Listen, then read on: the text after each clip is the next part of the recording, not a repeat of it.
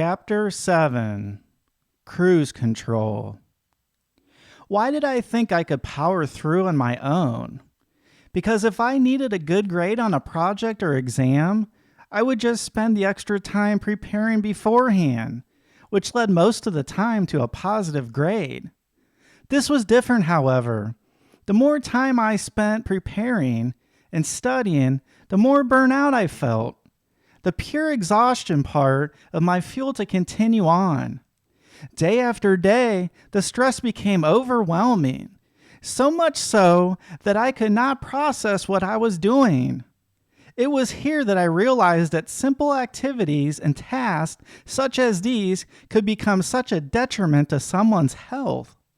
Each task and activity, independent of one another, is not such a bad thing. It is when, like me, that just about everything that you do is a competition or achievement of efficiency. That was how my mind operated, with constant internal thoughts of what if? What would happen if I miss out on an email or text message? As I applied to jobs to begin my professional career, the fear of missing that one important message was crippling. It is what we now call FOMO, or fear of missing out, that was beginning to control my life at the worst possible time.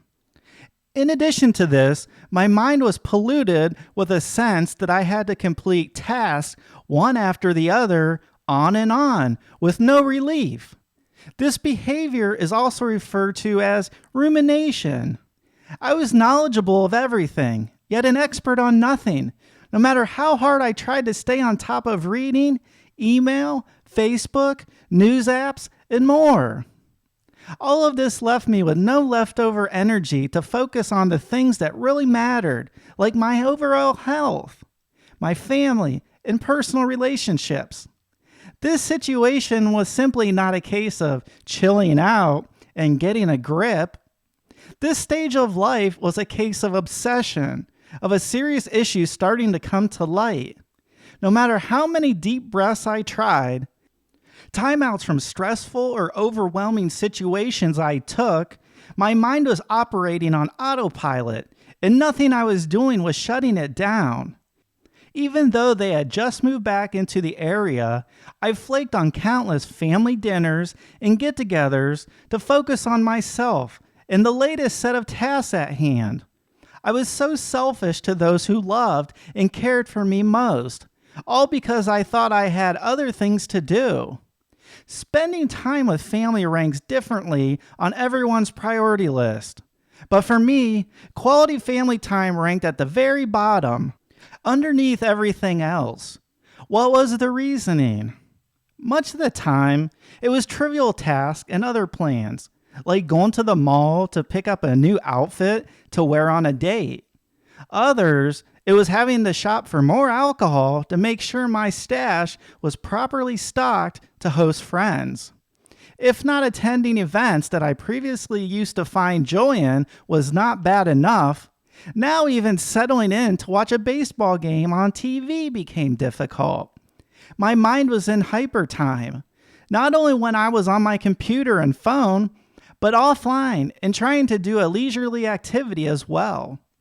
I noticed that the motion and lights of the TV made me incredibly dizzy. I felt like I was a second away from passing out on multiple occasions. Even when trying to attend a concert for my favorite band, I had to leave well before it was over because of the constant stage show lighting and loud noises. Unbeknownst to me at the time, depression takes shape in multiple ways. My rumination obsession, newfound introversion, and unreliability, on top of panic attacks, inability to focus, and general apathy toward literally everything in my life were glaring signs. In fact, I even began to experience episodes of fear at the thought of attending a sporting event or a concert. Activities that I had loved to do once upon a time. Since every human brain is wired differently, I can only ascertain that the use of my computer and phone only exacerbated my anxiety and depression. It gave me a crutch to lean on as an excuse as to why I could not go out. What would I do for that long without being connected via phone and computer? My anxiety-driven brain felt that these pieces of technology were just as important or even more important to me as a human being than actually being present with and interacting with other live human beings in the real world.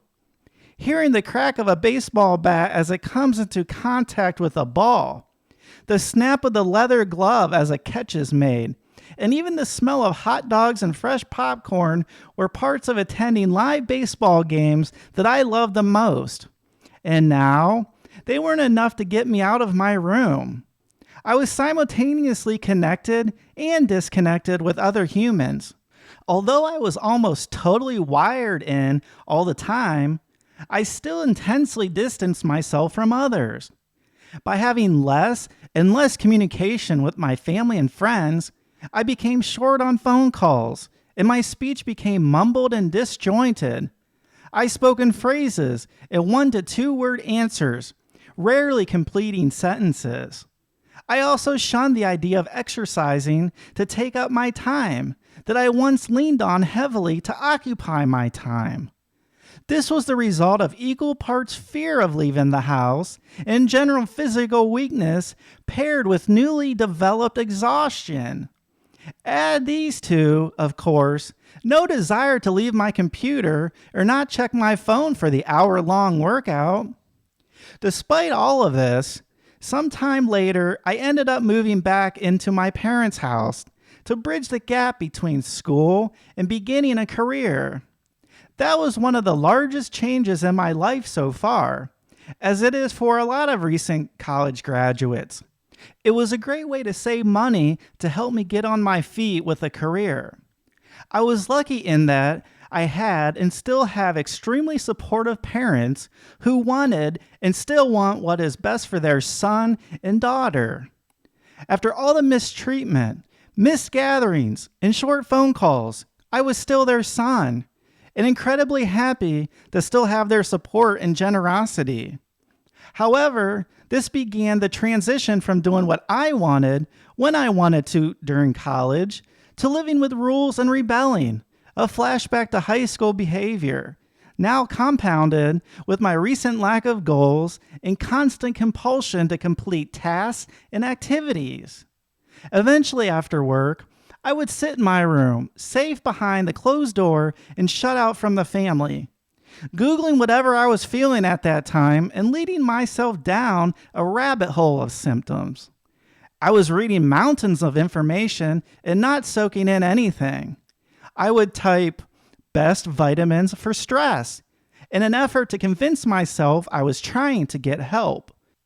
Webpage after webpage of search results screamed the benefits of taking a vitamin to counteract the symptoms of stress, fighting for my attention at every click.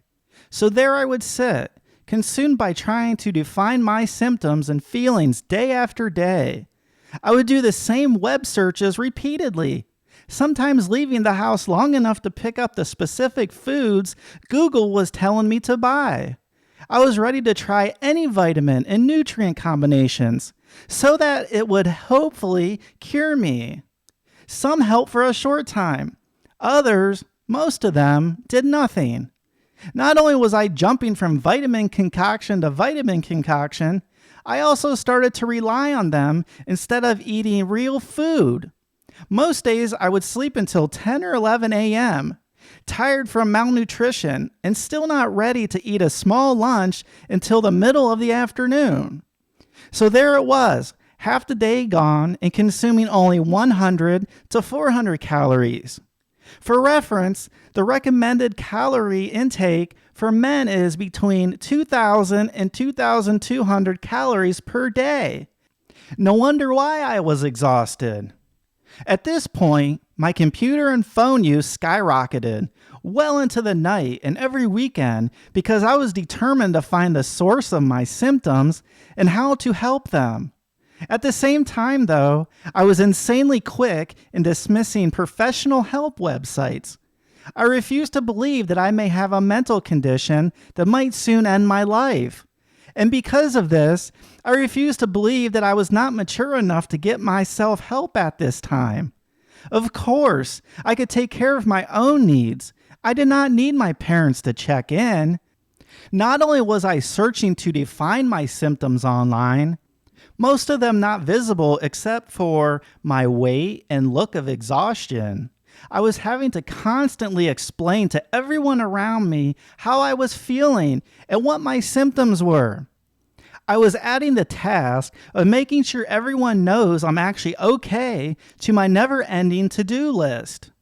I began seeking advice from others, asking their opinion and thoughts on my situation, if they cared to share. And yet, I never believed them.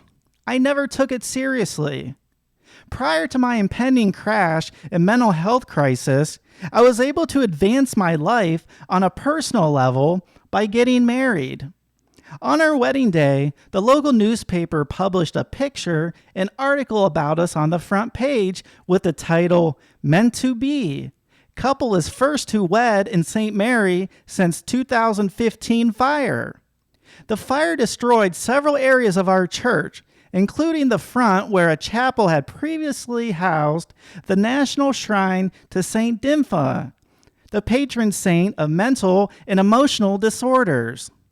Now looking back, I cannot help but wonder if everything I've been through up to and including publishing this book is somehow related to that fire in 2015. Like the fire at the church, a fire tore through my mental health and emotional well-being. And just like the church, I had to make it through and come out on the other side. During the wedding ceremony and reception, I was in the process of breaking down. I felt completely embarrassed inside to my wife, her family, and my family as well. No amount of planning could help me not to break down, not to mention the passing of my grandmother during the week of my wedding, as if I was not already working against a stacked deck of cards already. I felt zombie-like with the patchwork of medicine my family physician had prescribed just a couple weeks prior to the ceremony. I wasn't in the best frame of mind already, and the medicine took me away from reality in that I wasn't able to grieve her loss because the wedding had to go on. And instead of delaying what was to be 2 weeks in paradise for a honeymoon, the memorial service for my grandma was delayed instead so that we could attend just hours after our return.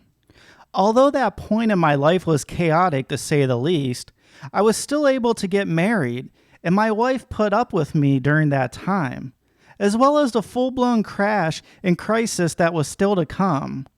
She could have walked away and not married my complicated self, but I am eternally grateful she stuck by me, even though at times life was immensely tough for the both of us. So despite it all, throughout this time in my life, I managed to balance my job and personal relationships throughout my 20s and early 30s. I kept my family just close enough, but bailed when I couldn't take the interactions any longer. Plus, there was a pretty serious sequence of events that happened in rapid succession. 1. A job resignation from a toxic company. 2. Deteriorating health of my grandmother, which I admittedly refused to acknowledge at the time. 3. A series of health concerns with my brother-in-law. 4. Moving in with my fiance. And 5. Our wedding day. All of this took my anxiety and depression from bad to worse. Sure, I was happy with my new wife after leaving a toxic job and excited that my brother-in-law got the treatment he needed, but none of this could cure me. I expected everyone to realize that these 5 huge events were the icing on an extraordinarily complex, internal, freshly baked cake. I was sick, and I never actually communicated my true feelings, even when I had the opportunity to open up. One of the times on my recovery journey, I knew I was left on this earth was for the birth of my daughter. While she was born, and when I first held her, everything changed for the better. It did not matter that my wife and I spent an entire Christmas in the hospital. The fact that our daughter was born just after midnight on December 26th made it all worth it. I would not have had it any other way. Both my wife and baby girl were healthy, which were the only things that mattered. We would read to our baby almost every night throughout my wife's pregnancy. And so when she was born, I could tell she already recognized my voice, which was the most joyful thing I've ever felt in life. So now, having a child to love, care for, and teach, it was easy to want to help both others I know or do not know.